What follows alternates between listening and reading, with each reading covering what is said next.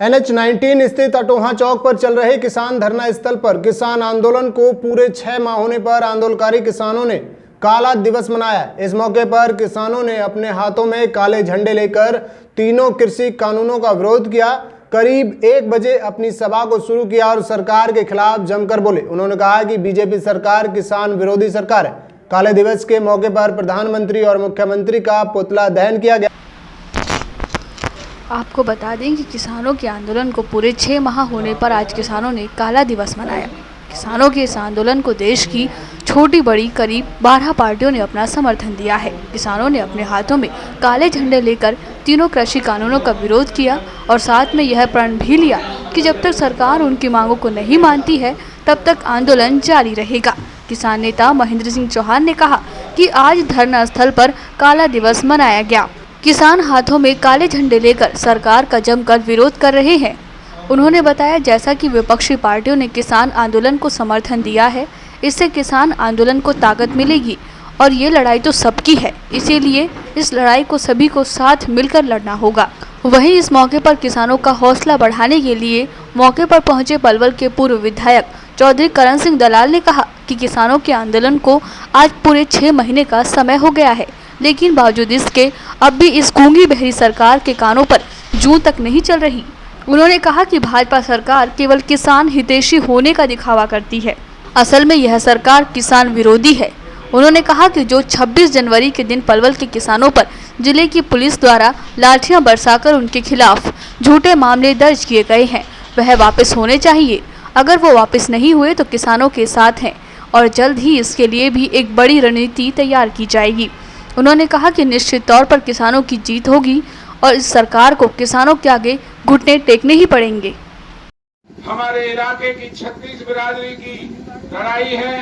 ये लड़ाई उस अन्नदाता और गरीब मजदूर की लड़ाई है जिन्होंने कभी भी इस देश के हुक्मरानों से कोई मांग नहीं की। इस देश को पालने में, इस देश का पेट भरने का काम हमेशा किया और आज हमारे बच्चों का भविष्य बिगाड़ने के लिए जो 3 काले कानून मोदी सरकार ने बनाए हैं, हमारे किसान अन्नदाता और मजदूरों की यही मांग है कि उन 3 कानून को वापस लिया जाए।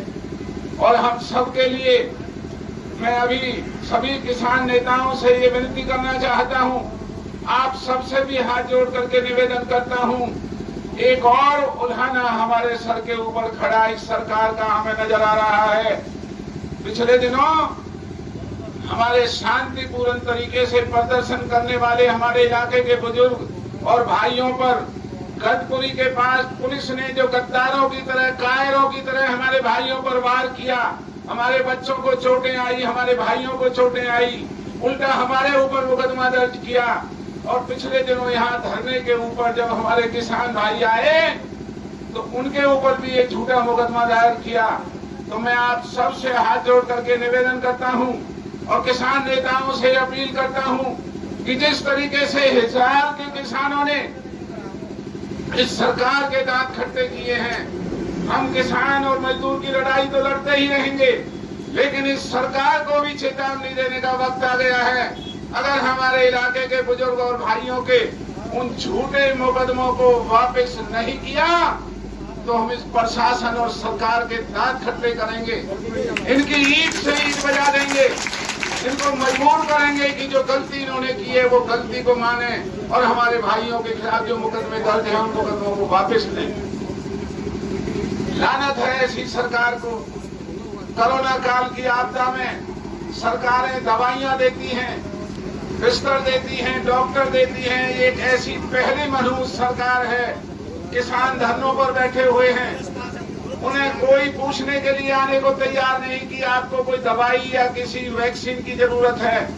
अस्पतालों के अंदर सरकार के विधायक और सांसदों के चहेते लोग नकली दवाइयों को, हजार रुपए की दवाई को खरीद करके लाखों में कालाबाजारी करते रहे। ऑक्सीजन जैसी चीज इस हरियाणा में जो वेल्डिंग के काम आती है, ऑक्सीजन जो मनुष्यों को नहीं दी जा सकती बीमारी के समय में, लानत है इस सरकार को। वेल्डिंग करने वाली ऑक्सीजन के सिलेंडरों की कालाबाजारी करके मरीजों के शरीर में चढ़ाने का काम किया। ये गुनाह जो इस भारतीय जनता पार्टी ने कालाबाजारी दवाइयों की, कालाबाजारी ऑक्सीजन की, ऑक्सीजन भी असली ना होकर के नकली ऑक्सीजन लोगों तक पहुंचाना, और आज वैक्सीन के लिए लाइनों में लोग खड़े रहते हैं। भारतीय जनता पार्टी के लोग वैक्सीन की भी कालाबाजारी करने से पीछे नहीं हट रहे हैं। जो स्वामी जी ने कहा, हमारी बहन जी ने कहा, शशि बहन जी ने और भी सब नेताओं ने मेरे से पहले कहा, वक्त आ गया है, हमारा विश्राम 2 महीने का पूरा हो चुका, लेकिन अब हमारे इलाके को फिर खड़ा होना होगा। आप सबके माध्यम से, जेलदार साहब से, सभी पालों के प्रधानों से, शहर की सरदारी हमारे राजपूत भाइयों से लेकर के दलित समाज तक सभी इलाके की पाले और सभी हमारे सरदार यहाँ सभी बिरादरी के लोग आए हुए हैं। मैं आपसे हाथ जोड़ करके निवेदन करता हूँ कि अब फिर से खड़ा होने का वक्त आ गया है। फिर से हमारे इलाके को अंगड़ाई लेनी होगी, हमें अपनी ताकत एक दफा फिर से दिखानी होगी, और अब की दफा आप ताकत दिखाएंगे तो मैं आपको विश्वास दिलाता हूं कि हमारी जीत होगी। तीनों काले कानून वापस होंगे, हमारे मुकदमे वापस होंगे, और हमारे इलाके का नाम इस देश और दुनिया में रोशन होगा। इन्हीं शब्दों के साथ मैं ज्यादा ना कहता हुआ आप सभी का अभिनंदन करता हूं, धन्यवाद करता हूं। हाँ, चौहान साहब बताओगे आज के कार्यक्रम के बारे में, किस तरह का कार्यक्रम जो धरना स्थल पर है? देखिए, संयुक्त किसान मोर्चे के आह्वान पे आज पूरे देश में किसानों के द्वारा काला दिवस मनाया जा रहा है, जिसे कहीं कहीं विरोध दिवस के रूप में मना रहे हैं, क्योंकि आज के दिन महात्मा बुद्ध का जन्म हुआ था। इसलिए हम उन्हें सच्ची श्रद्धांजलि अर्पित करते हैं और देश के लोगों से कहते हैं कि उनसे शिक्षा ग्रहण करें।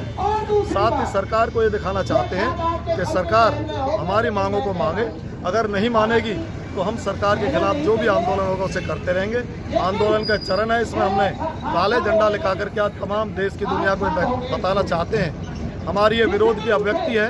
काले झंडा लेकर के सरकार हमारी बातों को नहीं मान रही, और हम आज माननीय प्रधानमंत्री जी का पुतला भी फूकेंगे। उसका भी आज से यही है कि अपनी भावनाओं से अवगत कराना चाहते हैं। उसके बाद हम शाम को, उसके बाद हम आज के जो डीसी साहब हैं उन्हें अपने राष्ट्रपति के नाम एक ज्ञापन भी देंगे, ताकि सरकार को ये कहा जा सके कि 3 कृषि कानूनों को वापस लें और MSP पर कानून बनाएं। जो किसानों की लंबित मांगें हैं उन सभी को माने और विरोध को खत्म करें, और इस देश की तरक्की में किसान ने जैसे साथ दिया था, आगे भी किसान साथ देने के लिए तैयार है।